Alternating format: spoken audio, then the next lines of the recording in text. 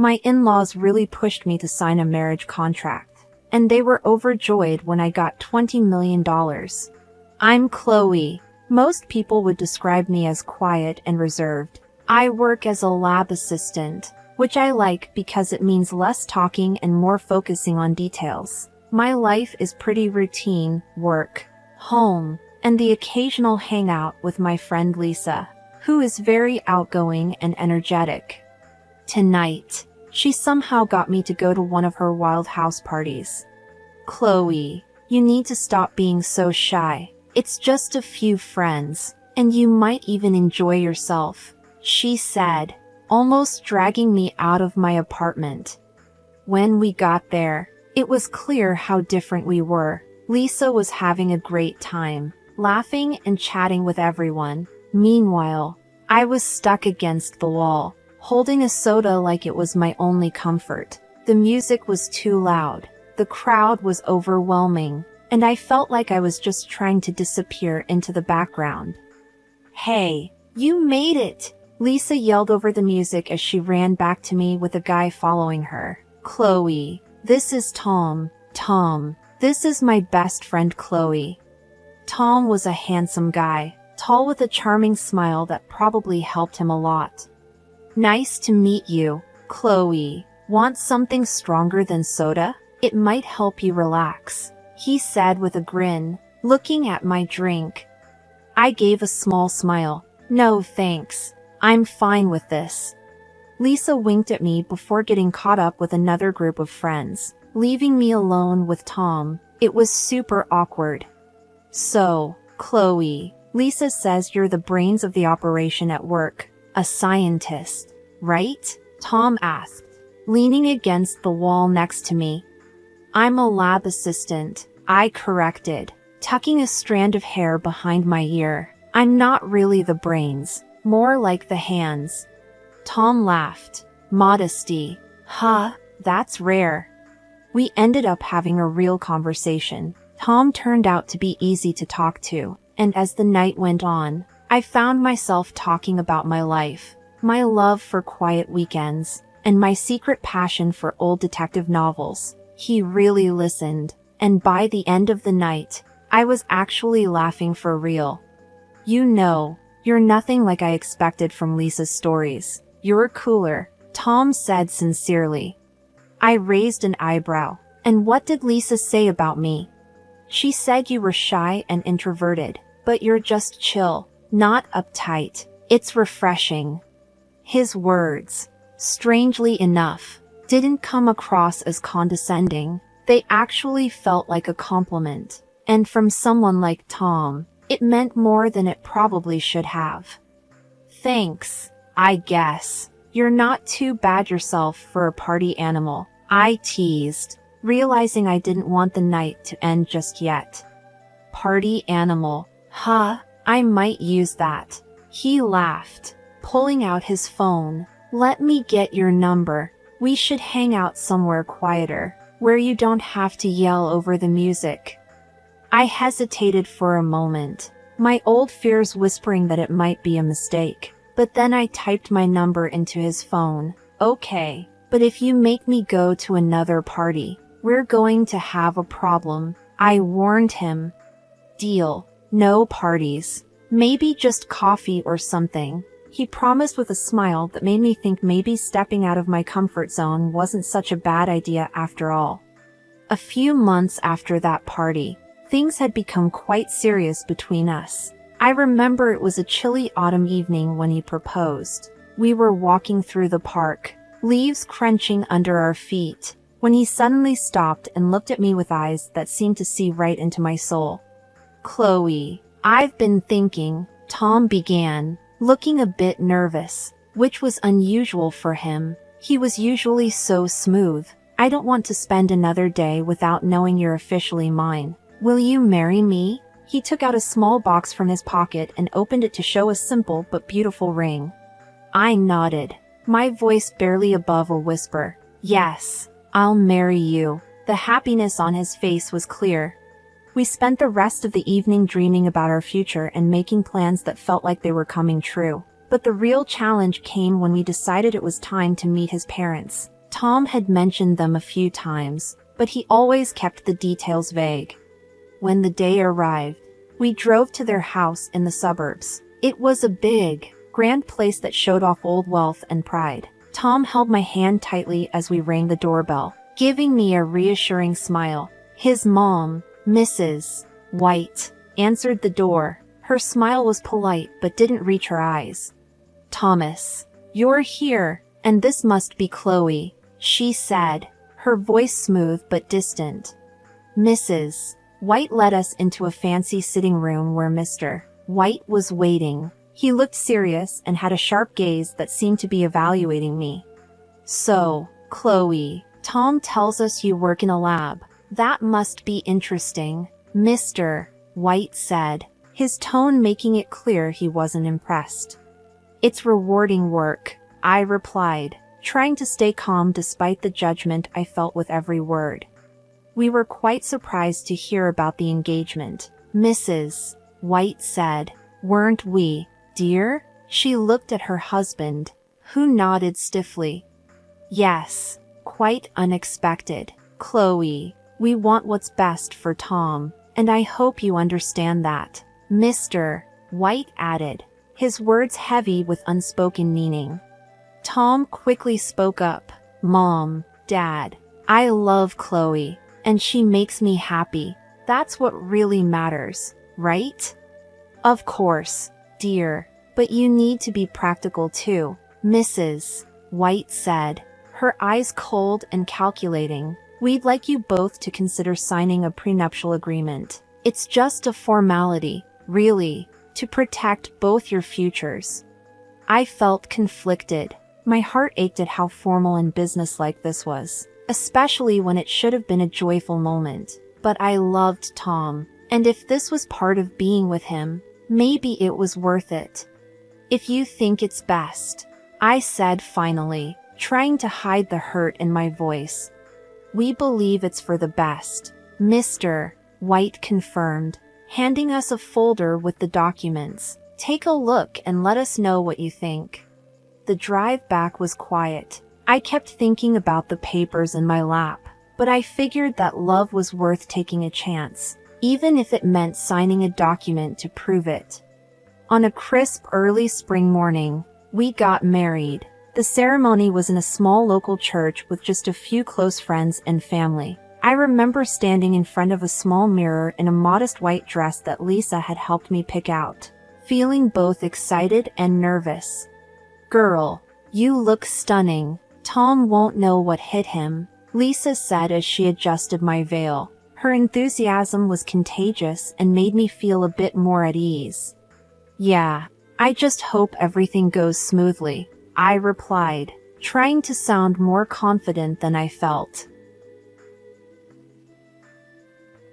"Don't worry, it's your day. Just focus on you and Tom," she said, giving me a reassuring pat on the shoulder.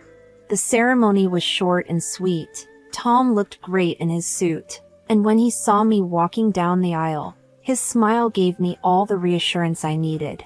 Even though my in-laws had pressured me into signing a marriage contract and were thrilled when I inherited $20 million, the ceremony felt right. We exchanged simple but heartfelt vows, and when the officiant pronounced us husband and wife and Tom kissed me, the polite applause felt genuine.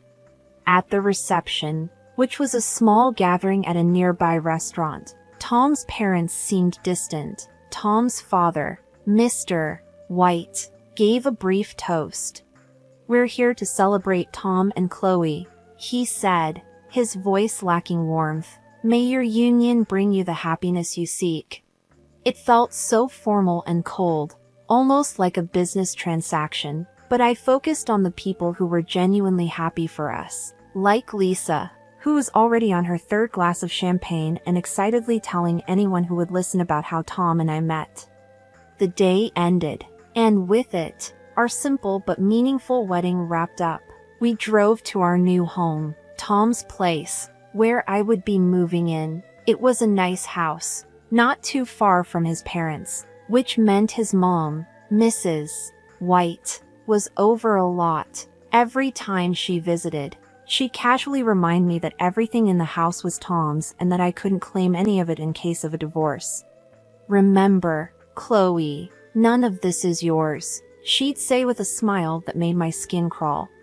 I'd just smile awkwardly, trying to hide my discomfort. Tom would laugh it off, giving me a hug. "Mom's just joking. Don't take her seriously." He'd chuckle, but his laughter never reached his eyes.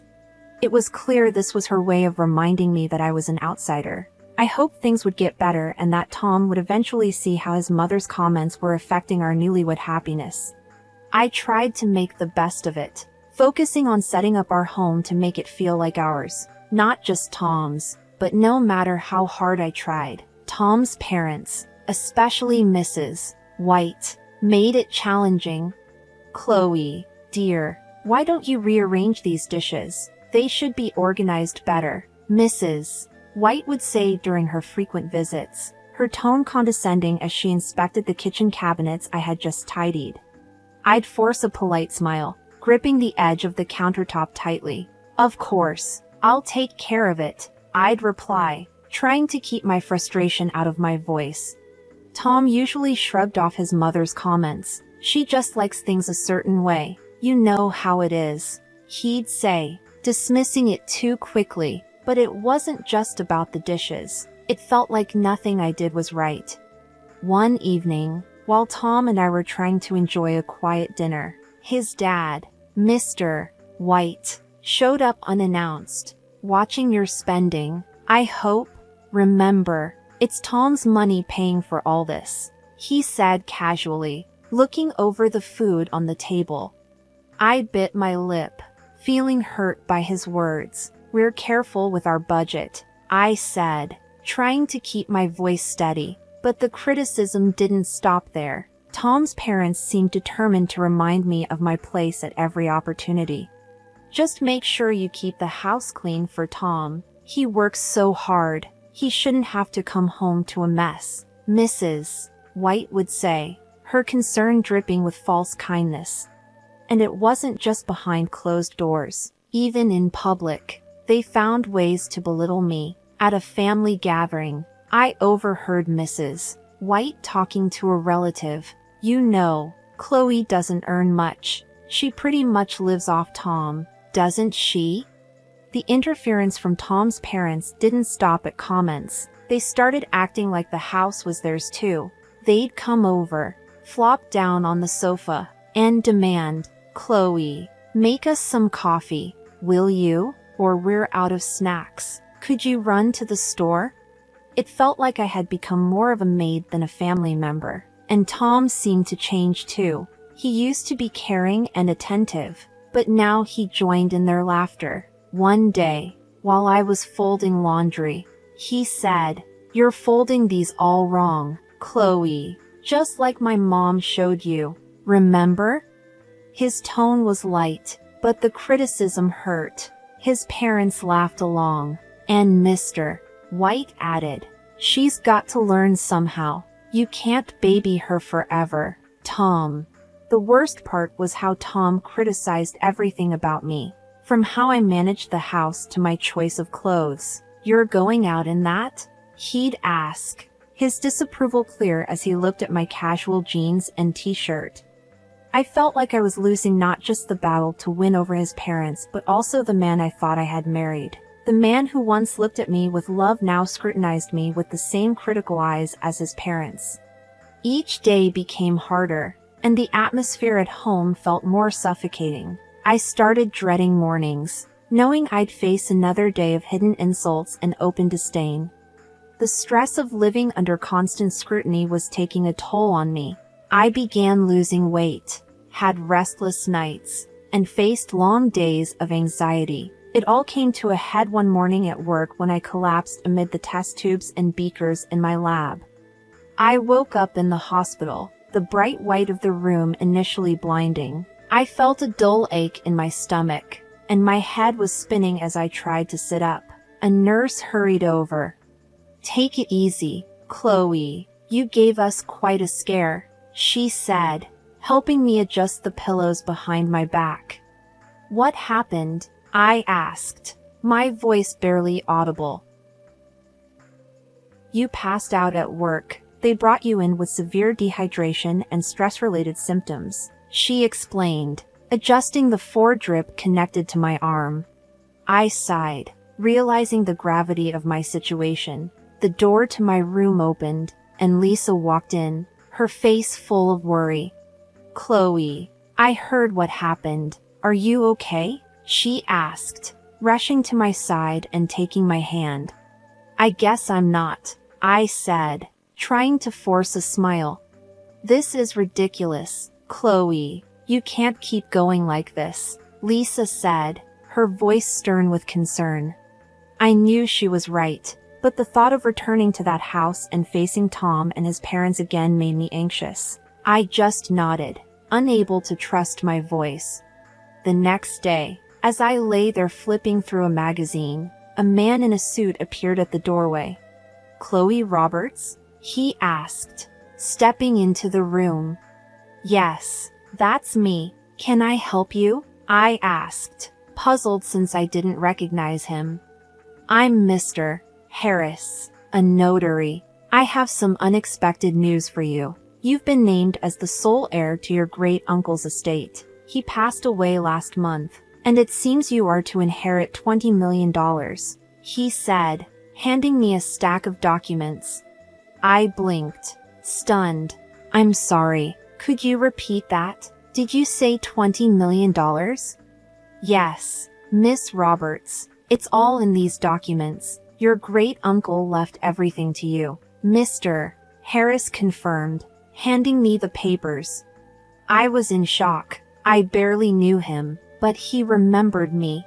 If you have any questions or need help with the inheritance process, I'm here to assist, Mr. Harris offered. The news was overwhelming. As Mr. Harris left, my mind raced with the possibilities.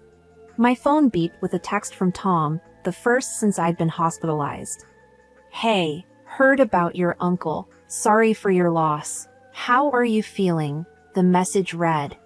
I stared at the screen, feeling a mix of emotions. Suddenly wealthy, I felt more isolated than ever. Getting better, I texted back, not ready to share the news of the inheritance. Later that evening, as I lay in the hospital bed, overwhelmed by the day's revelations, I made a decision. I couldn't return to my old life. With this inheritance, I had the chance to change everything. The thought was both terrifying and thrilling.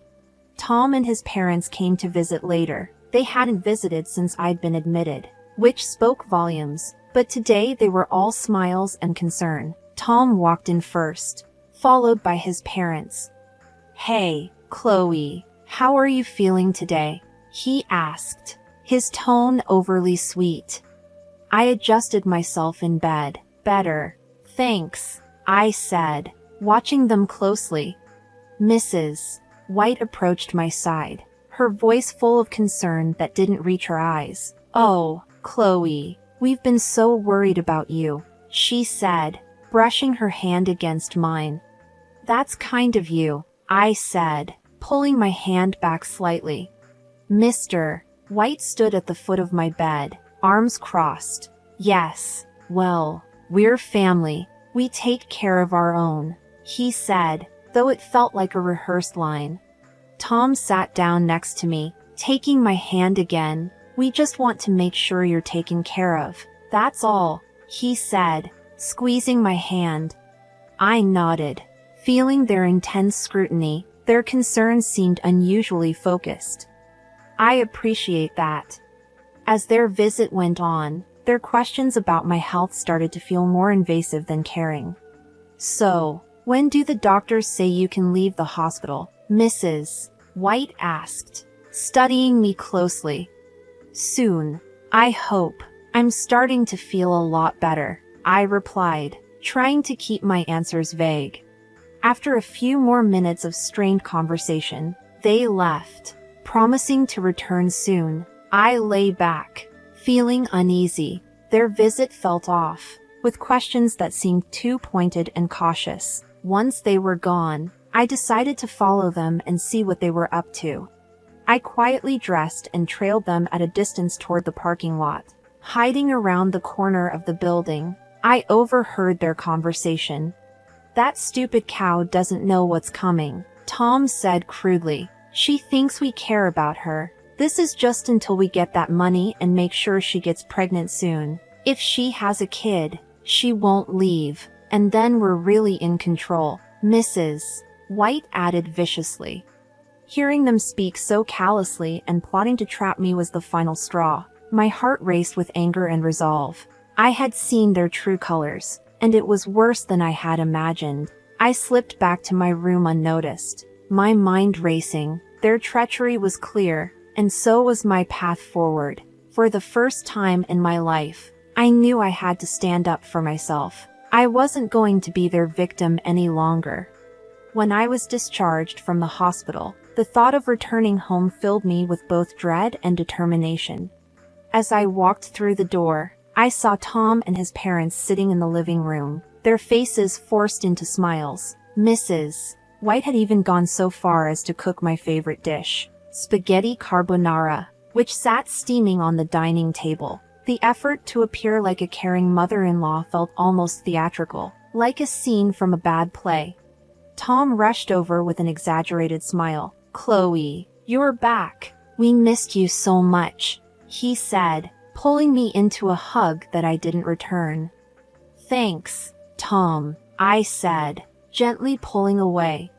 I looked around at the overly staged setting, my resolve strengthening. As we sat down to eat, the tension was palpable. They were trying too hard to act normal, but I could see the impatience in Tom's eyes. It didn't take long before he got straight to the point. "So, Chloe, when do you think you'll get the inheritance? There's so much we can do with it," he asked, trying to sound casual but coming off as eager. I set down my fork and looked him directly in the eye. "Tom, it doesn't concern you because I'm filing for divorce," I said calmly, sliding the divorce papers across the table toward him. The room fell silent for a moment before Mrs. White let out a terrible scream. "Chloe, have you lost your mind? Think about what you're doing," she shouted. Tom's expression shifted from shock to desperation. "Chloe, please, I love you. We can fix this. Don't throw away our marriage over a misunderstanding," he begged, his voice cracking. But I was done with the lies. "A misunderstanding?" I repeated sharply. "Calling me a stupid cow behind my back isn't a misunderstanding. I heard everything, Tom, everything." Mrs. White's face flushed red with barely contained rage. "You ungrateful girl, we'll sue you for half of that inheritance, you'll see." I reached into my bag and pulled out a copy of the prenuptial agreement. "Actually, you won't," I said, tossing it onto the table. "This says otherwise. You can't touch my inheritance." Tom and his parents stared at the document, their faces paling. I stood up, the chair scraping loudly against the floor. I found a small apartment in a quiet part of town where mornings were filled with birdsong rather than bickering. It wasn't just a new place, it was a fresh start. I spent the first week settling in, buying a few pieces of furniture and some plants, making it truly mine. The silence was a stark contrast to the constant tension I had lived with, and I loved it. I began to fully appreciate the peace I had been missing. One Saturday morning, while enjoying a cup of coffee on my balcony, Lisa burst through the door with her usual energy, carrying a box of pastries. "Chloe, this place is fantastic," she exclaimed, setting the box on my new kitchen counter and hugging me tightly. "How are you holding up?" "Better than I have in years, honestly," I replied, pouring her a cup of coffee. "It's like I can finally think straight without all the noise." Lisa chuckled as she sipped her coffee. "I told you, you just needed to get out of that madhouse." "So what's next for our free woman?" she asked, her eyes twinkling with curiosity. "I've been thinking about that a lot," I said, leaning against the counter. "For now, I'm just enjoying the peace and planning my next step. Eventually, I want to buy a big house and get involved in charity work. As the weeks went by, I embraced my newfound independence, meeting with a notary to handle the inheritance details. But, as expected, the tranquility didn't last forever. One evening, my phone rang, interrupting my reading. It was Tom. "Chloe, please, can we talk? I've been thinking." "Anne." "Tom, there's nothing left to say," I interrupted, my voice firm but tired. "Just hear me out. I miss you, and I was wrong," he pleaded, his voice breaking with emotion. "I'm sorry for everything. Can we try again?" "Tom, it's over. We can't undo what's been done. You need to accept that," I said, ending the call. Soon after, Mrs. White started leaving messages on my voicemail. Each one was more desperate and angry than the last. "You ungrateful girl. After everything we've done for you," she yelled in one of the messages. I deleted them without hesitation. Tom later told me that he and his parents were fighting a lot, with him blaming them for pushing the prenuptial agreement, which now protected me from their greed. Each call and each desperate plea only reinforced my decision to move on. I was moving forward, not back. The chaos and drama of that family were no longer my concern.